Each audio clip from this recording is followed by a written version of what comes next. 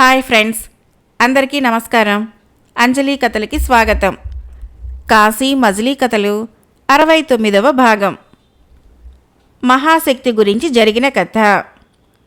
శ్రీ శంకరాచార్యుడు శాక్తమత ఖండన చేసిన కొన్ని రోజులకు ఒకనాడు శిష్యులతో కూడి అడవి మార్గాన వెళ్తున్నాడు. మొదట చిన్న పిల్లగాలిలాగానే ప్రారంభమైన వాయువు క్రమంగా పెద్దదై పెనుగాలిలా మారి కొమ్మలు విరిగిపోయేటంత ప్రభంజనంగా మారింది. ఆ శక్తి ఎంతటిదో గాని శిష్యుల్ని, శంకరాచార్యుల్ని కూడా ఎగరేసుకుని పోయింది ఎంతో దూరానికి. శిష్యులకి ప్రాణాలు పోతున్నాయనిపించి, హా శంకర, గురువరా, రక్షించు రక్షించు అని మొరపెట్టుకోసాగారు.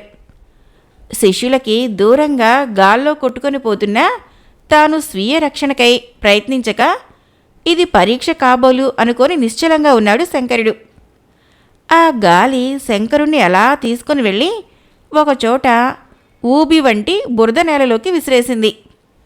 నడుం లోతు వరకు అందులో కూరుకుపోయిన ఆ మహనీయునికి ప్రాణాలు నిలుపుకోవటమే కష్టంగా తోచింది.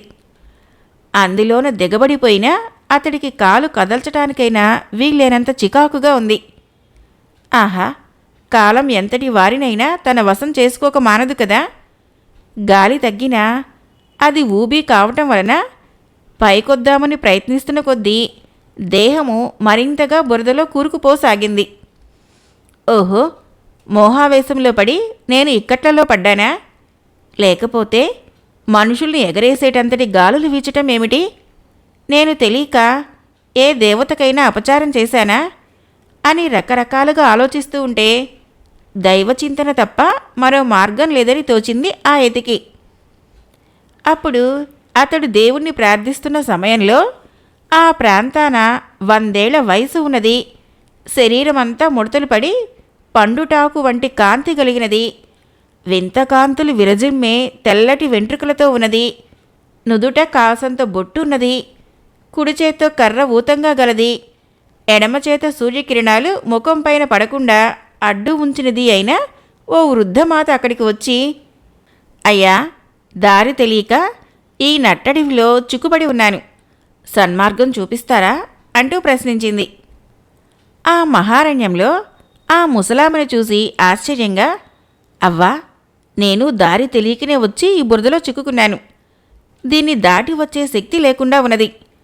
నీకు దండంగాని కొంచెం ఊత ఇస్తే దీనిలో నుంచి బయటికి రాగలనేమో అని చిన్న ఆశ అన్నాడు శంకరుడు.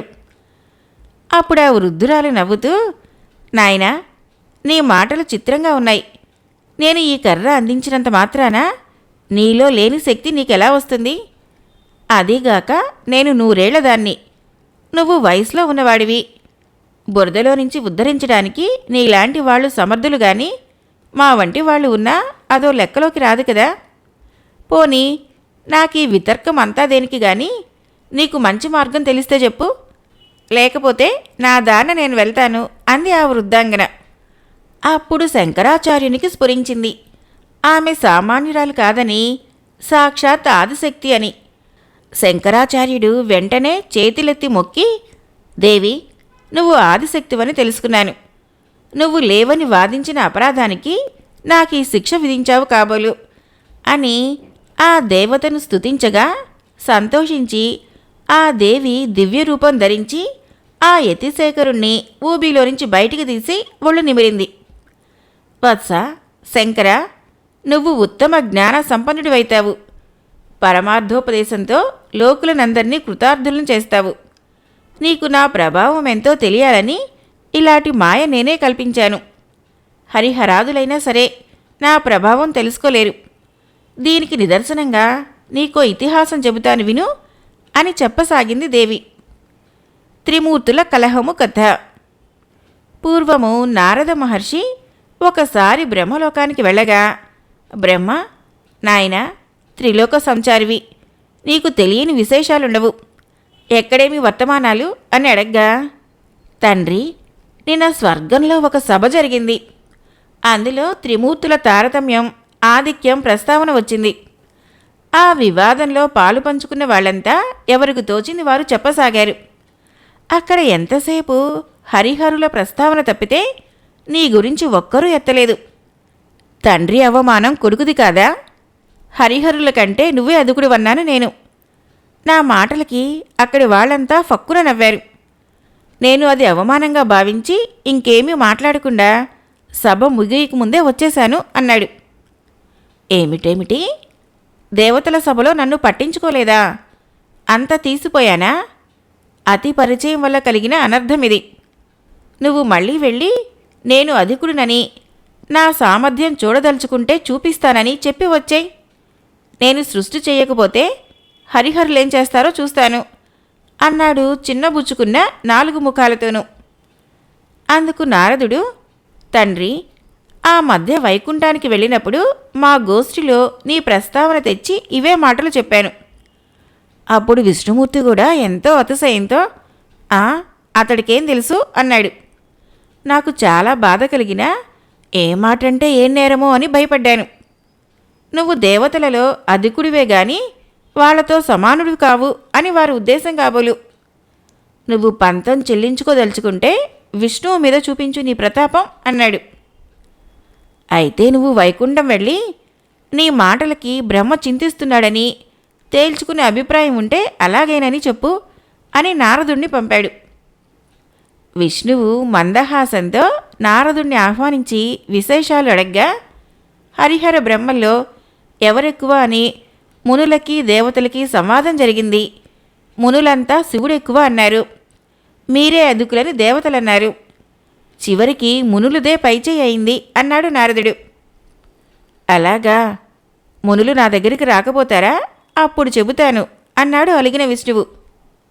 అయ్యా, జగత్కారకులైన త్రిమూర్తుల ప్రభావం తెలుసుకోవటం మా లాంటి వారి తరమా? మునుల పట్ల మీరు, దేవతల పట్ల శివుడు, మీ ఇద్దరి పట్ల బ్రహ్మ కోపగిస్తే మా జీవనం ఎలా సాగుతుంది? ఇప్పటికే బ్రహ్మ మీ ఇద్దరికంటే తానే అదుకుడునని వాదించి గెలుస్తానని ప్రతిజ్ఞ చేశాడు. వేదాలన్నీ తన పరంగానే ఉన్నాయట అన్నాడు నారదుడు. విష్ణువు కోపగించి, నా నాభి కమలంలో నుంచి పుట్టి కర్తవ్యం తెలియక చింతిస్తుంటే పుత్ర వాత్సల్యం కొద్దీ సృష్టిక్రియా సామర్థ్యం కలిగించాను. ఆ మాట మరిచి నాకంటే తానే అదుకుడునని విర్రవీగుతున్నాడా? కేవలం నా పుత్ర వాత్సల్యమే అతన్ని కాపాడుతోంది. నా పరాక్రమం చూడాలనుకుంటే చెప్పు అన్నాడు. మీ భక్తుడినైనా నేను ఊరుకోలేదు. దేవతలను వాదానికి పురుగొల్పినా నా భక్తి విశ్వాసాలు గ్రహించలేకపోయారు అని నారదుడు అనేసరికి నారాయణుడు విశ్వరూపం దాల్చి విజృంభిస్తూ, నాకు ఆగ్రహం వస్తే రుద్రుడినైనా రూపం మాపుతాను అన్నాడు. అంతలో అక్కడికి వచ్చిన లక్ష్మి, శివుడిపైన మీ ప్రతాపం చూపడమంత సమంజసం కాదు అంది. అక్కడ్నుంచి కైలాసం వెళ్ళిన నారదుడు విష్ణుమూర్తి విజృంభణను లక్ష్మి ఆపిన వైనానే వివరించాడు. దాంతో రుద్రుడు శివమెత్తినవాడై, నా రుద్రావతార చరిత్ర ఆ విష్ణువు మర్చిపోయాడా ఏం అంటూ హూంకరించేసరికి పార్వతి అడ్డొచ్చి, ఇదంతా ఆ కలహభోజుడి కల్పన అయి ఉంటుంది. నారాయణుడు శాంత స్వభావి అని మీరు మర్చిపోయారా అని అడిగింది. అప్పుడు శివుడు, నారదా, అందరినీ ఇక్కడికే పిలుచుకురా, సభ చేద్దాం. ఎవరి ఆధిక్యత ఏమిటో ఇక్కడే తేలుతుంది అన్నాడు. అదే మాట విష్ణువు బ్రహ్మ కూడా అన్నారు. తమ తమ నివాస స్థానాలకే అందరినీ రమ్మన్నారు. ఒకరు ఆజ్ఞాపిస్తే రావటానికి మేమేం వారి కింకరులమా? అది ఆ త్రిమూర్తుల ధోరణి అయ్యేసరికి సభ ఎక్కడ జరపాలో, ఎక్కడ జరుగుతుంది, అందరినీ ఎక్కడికి పిలవాలో నారదుడికి అర్థం కాలేదు. త్రిమూర్తుల్లో ఎవరికీ సంబంధించని మేరు పర్వతం మీద అధికులెవరో తేల్చుకోవటానికి ఒప్పించాడు నారదుడు. అక్కడి నుంచి తిన్నగా ఇంద్రుడి దగ్గరికి వెళ్ళి, దేవేంద్ర, మేరు పర్వతంపై త్రిమూర్తుల సభ జరగనున్నది.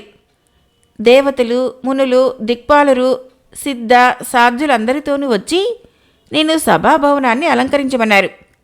నేటికి 4వ నాడు అంతా అక్కడికి వస్తామన్నారు అని చెప్పి నారదుడు ఎక్కడికో వెళ్ళిపోయాడు. అలా చెప్పిన ఆ మహాశక్తి శంకరాచార్యుడికి కుతూహలం కలిగించే ఆ వృత్తాంతాన్ని ఇంకా ఇలా చెప్పసాగింది. గోపాల, మహాశక్తి ఏం చెప్పిందో మనం తర్వాత మజిలీలో చెప్పుకుందాం. ఇప్పటికే కాలాతీతమైంది అని ఆనంద హృదయుడైన శిష్యుడితో కూడా క్రమంగా అవతల మజిలీకి చేరాడు. 56వ మజిలీ. సత్యలోకములో సరస్వతి వీణాగాన వినోదంతో కాలక్షేపం చేస్తూ ఉంటే ఒక సఖి వచ్చి బ్రహ్మ సృష్టి క్రియా విముఖుడై పడుకున్నాడని, త్వరగా వచ్చి ఆ విరక్తికి కారణం తెలుసుకోకపోతే లోకానికి కీడు మూడుతుందని విన్నవించింది. వారు పగటివేళ నిద్రించటం నేనెన్నడూ ఎరుగను. మేరు శిఖరిపై జరిగిన సభకు వెళ్ళి వచ్చిన అలసట వల్ల నిద్రిస్తున్నారేమో, విశేషాలు తెలుసుకుందామంటే కోపంగా ఉన్నారేమో, ఆ సభలో ఈయనకేమైనా అవమానం జరగలేదు కదా అనుకుంటూనే నైపుణ్యంగా కోపకారణాన్ని ఆరా తీసింది. ఆమెకు జవాబు చెప్పక అటు తిరిగి పడుకున్నాడు బ్రహ్మ. అదే పరిస్థితుల్లో మహేశ్వరుడు, విష్ణువు కూడా ఉన్నారని తెలిసి లక్ష్మి, పార్వతి, సరస్వతులు ముగ్గురు నందీశ్వరుడి ద్వారా ఆ సభా విశేషాలు తెలుసుకోదలిచారు. ఇదంతా నారద మహర్షి నిర్వాకమేనని వారికి గట్టి నమ్మకం. సభకు వెళ్ళి వచ్చిన నందీశ్వరుడు ఆ సభ విశేషాలను వివరిస్తూ, తల్లులారా, మేరుగిరి మీద ఒక రత్నపీఠాన్ని అగ్రసింహాసనంగా అమర్చి త్రిమూర్తులలో అధికులెవరో వారు దాన్ని అధిష్ఠించెదరుగాక. లోకులు చిరకాలంగా సందేహపడుతున్నందువలన వారి అనుమానం నివృత్తి కావటానికి సమస్త దేవ, ముని, దిక్పాలక సమక్షంలో ఏర్పాటైన ఈ సభ ఏర్పాటు చేయటమైనది అని ప్రకటించాడు నారదుడు. ఎవరి అనుయాయులు వారి ఏలికను ఆ పీఠం అధిష్ఠించమని తొందర చేయసాగారు. అగ్రాసనాధిపత్యం కోసము శివ, విష్ణువులు వివాదపడుతూ ఉంటే తన తండ్రిని కూడా అందులో కల్పించుకోమని ప్రోత్సహించాడు నారదుడు. బ్రహ్మ కూడా అందులో దూరేసరికి వాదం ముదిరి పాకాన పడింది. అప్పుడు ఆ త్రిమూర్తులకి అలక హెచ్చి తాము తమకు విహితమైన కార్యాల పట్ల విముఖత ప్రదర్శించడానికే నిర్ణయించుకున్నారు. వాళ్ళకా పోట్లాట పెట్టిన నారదుడు ఏ దారి పట్టాడో తెలీదు. ఏది తేలకపోవటంతో తెల్ల ముఖాలేసుకుని సభ్యులు అక్కడి నుంచి వెళ్ళిపోయారు. అది విషయం అని చెప్పాడు. ఇంతలో శచీదేవి కూడా అక్కడికి వచ్చి 14 లోకాలలోనూ పురుష జాతి కదలికలేక పడి ఉందని, వృద్ధిక్షయాలు లేవని, స్త్రీజాతి మాత్రం ఎప్పటిలాగానే ఉందని, ఈ ప్రళయం నివారించమని కోరింది. ఇంతలో అంతరిక్షం నుంచి వచ్చిన ఒక విమానంలో నుంచి కొందరు స్త్రీలు దిగి మీ భర్తలు ప్రధానత్వం గురించి కలహించి నియమిత కార్యాలు మానేశారట. త్రిమూర్తులకు జనని అయిన ఆదిశక్తి పరిచారకులం మేము.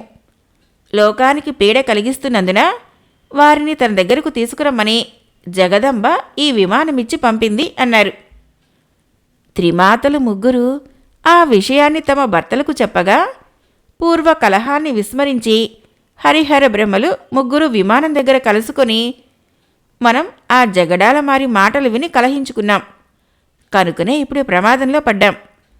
అందుకే మనకు తల్లి నుంచి పిలుపు అందింది.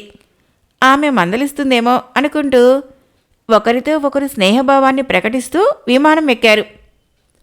ఆ విమానము క్షణాల్లోనే ఎన్నో వేల యోజనాలు ఊర్ధ్వలోకాల్లోకి దూసుకుపోయింది. అక్కడ మరో మూర్తిత్రయము అచ్చువారి పోలికల్లోనే ఉన్నవారు ఈ త్రిమూర్తులకు నమస్కరించి వెళ్లారు. చిత్రంగా ఉందే, వాళ్ళు మనలాగే ఉన్నారు అని త్రిమూర్తులు ఆశ్చర్యపోగా, శక్తి దూతికులు మనం ఇప్పుడు ఈ బ్రహ్మాండం దాటి మరో బ్రహ్మాండంలోకి వచ్చాం. ఈ ముగ్గురు ఆ బ్రహ్మాండం పాలకులు అని వివరించారు. అప్పుడు బ్రహ్మ, విష్ణు, మహేశ్వరులు సిగ్గుపడి, ఆహా, ఈ లోకాలలోకెల్లా మనమే ప్రధానులమని గర్వపడి ఒకరినొకరము ఆక్షేపించుకున్నాం. మనలాంటి వారు ఈ సృష్టిలో 100,000 ఉన్నారేమో, మన గొప్పదనం ఏముంది అనుకుంటూనే విమానం వేగం పెరగటము, ఆ బ్రహ్మాండాన్ని వారు దాటిపోవటము జరిగాయి. ఇలా వారి ప్రయాణంలో వారికి లెక్కలేనంతమంది తమ వంటి త్రిమూర్తులే కనిపించారు చాలా చోట్ల. దాంతో వారికి మతులుపోయి తమను తామే మరిచి పలవరించసాగారు. ఎట్టకేలకు వారి విమానము మహాదేవి జగదంబగల మణిద్వీపానికి వారిని తీసుకువెళ్ళింది. ఆ మహాశక్తిని వారు ప్రార్థించగా ఆమె తేజం ఉపసంహరించుకొని వారిని కనికరించింది. అప్పుడు ఆ ముగ్గురు ఆమె పాదాలపైన పడి, తల్లి, అజ్ఞానంతో మేమే లోక ప్రధానులమని గర్వించాము. మా తప్పు మన్నించు. తనయుల బుద్ధి పొరపాట్లను తల్లి లెక్కచేయదు కదా, రక్షించు అంటూ ప్రార్థించారు. ఆమె వారిని మందలించి తిరిగి పంపేయగా వారు తిరిగి వచ్చి ఎప్పటిలా లోకపాలన చేయసాగారు. శంకర, అటువంటి ఆదిశక్తి ప్రభావం ఎరుగక నువ్వు శక్తి లేదన్నావు. నీ ప్రవృత్తి తెలిసిన దాన్ని గనక నీకు బోధించాలని వచ్చాను. నన్ను ఆ మహాశక్తిగా భావించి పూజించు అని ఆనతినివ్వగా నేను శాక్తేయుల దురాచారాల్ని మాత్రమే ఖండించాను. అంతేగాని నువ్వు లేనే లేవు అని నేనెందుకు వాదిస్తాను? నువ్వు ఆత్మస్వరూపిణివన్న సంగతి నేనెరుగుదును. నన్ను కృతజ్ఞుని చేయి జగన్మాత అంటూ పెక్కు స్తోత్రాలు చేశాడు. తర్వాత ఆ దేవి కూడా ఆ విద్వత్ ప్రవరునికి ఎన్నెన్నో విద్యలు ప్రసాదించి అంతర్ధానం చెందింది. ఆ పైన శంకరుడు ఆదిశక్తి యందు భక్తి విశ్వాసాలు కలిగి ఈ భరత భూమి మీద ప్రఖ్యాతి చెందిన శ్రీశైలము మొదలైన 10 చోట్ల శక్తి స్థాపన చేసి కృతార్థుడైనాడు అని ఆదిశక్తి ప్రభావం గురించి గోపాలునికి చెప్పిన మణిసిద్ధుడు మరొక కథ కూడా శిష్యునికి తెలిపాడు. ఈడిగ కాపుల కథ. ఈడిగ కాపు అంటే తాటి చెట్టు కళ్ళు తీసుకొని అమ్ముకునే ఒకానొక శూద్రజాతి. వాడి వల్ల విద్య గ్రహించిన శంకరాచార్యుల ఉదంతం ఇది. ప్రజల్లో ఈ కథ వ్యాప్తి చెందినందువల్ల చెబుతున్నాను. దీని నిజానిజాల గురించి చర్చించకూడదు. శంకరాచార్యులు మండన మిశ్రుణ్ణి జయించడానికి మాహిష్మతి నగరానికి వెళ్ళి అక్కడ చీమ దూరటానికైనా వీల్లేని అతని మందిరంలోకి ఎలా ప్రవేశించాలా అని ప్రహరీ ఎత్తుగా ఉంది ఎలా అని ఆలోచిస్తూ నిలబడి అటూ ఇటూ చూస్తున్నాడు.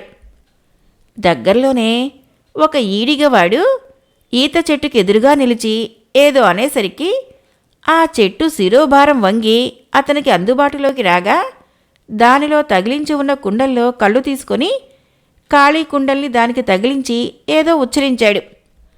అప్పుడు ఆ చెట్టు మళ్ళీ నిటారుగా నిలబడింది.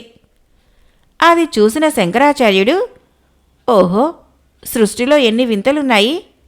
ఇతడి వల్ల ఈ విద్య గ్రహిస్తే నాకు మండన మిశ్రుడి ఇంట ప్రవేశం సులభతరం కాగలదు అనుకుని అతడి దగ్గరికి వెళ్ళి, నీకీ విద్య ఎలా పట్టుబడింది?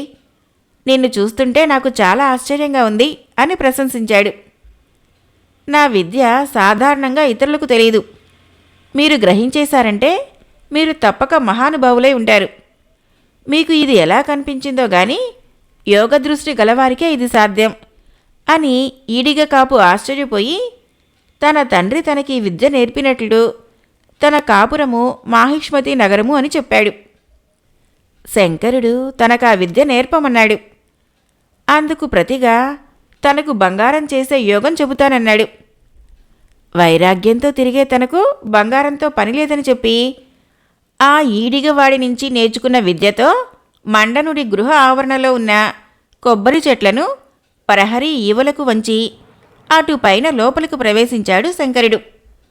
సువర్ణయోగ విద్యను శంకరుని ద్వారా గ్రహించి అనంతంగా బంగారాన్ని తయారు చేసుకున్న ఈడిగవాడు వాటిని కాసులుగా మార్చి లోకంలో వ్యాపింపజేశాడు. వాటిని ఈడిగ కాసులు అంటారు. అపారమైన అపూర్వమైన మహిమలను చిన్నప్పుడే చూసిన శంకరాచార్యులు ప్రహరీ ఎక్కి మండనుడి ఇంట ప్రవేశించాడని లోకరీతిగా వాడుకలో ఉండటం, అందుకీ కథ కల్పించబడటము హాస్యాస్పదంగా ఉన్నప్పటికీ ఇందులో అంతర్ధానము మనం గ్రహించవలసిందొకటి ఉంది. అదే అల్పుల నుంచి అయినా విశేష విద్యలు గ్రహించవలసిందే అనే నీతి. ఇదిగాక ఇటువంటి అద్భుతాలెన్నో శంకరుల దివ్య చరిత్రలో చొరబడి ప్రజల నాల్కల మీద నానుతున్నాయి. వాటికి హేతుబద్ధత లేదు. ప్రజల్ని తన మతంలో సన్మార్గంలోకి మళ్లించిన శ్రీ శంకరాచార్యులు 32 సంవత్సరాలు పూర్తిగానే మతవ్యాప్తి శిష్యుల భుజస్కంధాలపైన పెట్టి తాను కైలాసవాసి అయ్యాడు అని మణిసిద్ధుడు అప్పటికి వేళ అతిక్రమించడంతో శంకరాచార్య చరిత్ర పరిపూర్ణం చేశాడు. గోపాలుడు పరమానందం చెంది అద్వైత జ్ఞాన సాధన చెయ్యాలనుకున్నాడు. శ్రీ శంకరాచార్య చరిత్ర సంపూర్ణము. రేపటి భాగంలో శూద్రక మహారాజు కథ చెప్పుకుందాం. ఫ్రెండ్స్, నా కథలు నచ్చినట్లయితే మన ఛానల్ని తప్పకుండా సబ్స్క్రైబ్ చేయండి, లైక్ చేయండి, షేర్ చేయండి, కామెంట్ చేయండి. Thank you.